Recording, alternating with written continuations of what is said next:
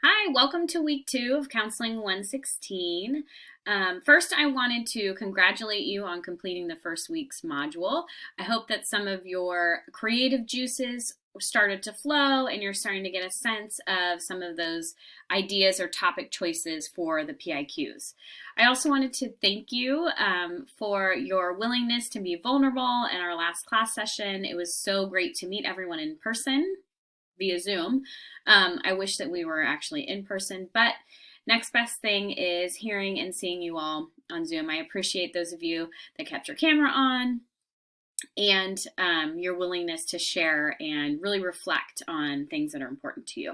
So as we're moving into this week, we are going to start to focus on actual topic choices for those prompts.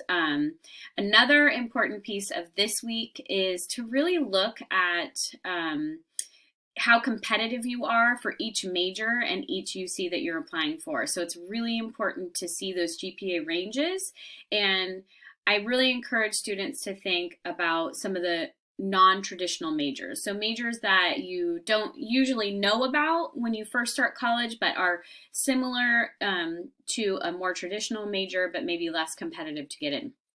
Just something to think about and something we're going to explore together as we move through Module 2. So welcome to week 2. Congratulations for getting this far. This particular class, Counseling 116, tends to be full of super high achieving students. I see you, I know you, and I just wanted to remind you that this is summer break, and I hope you are doing something fun and taking care of yourself at the same time. I know you're all working hard in this class, and some of you might have another class as well. So make sure that you're taking some time for a little bit of self-care. Just a quick reminder.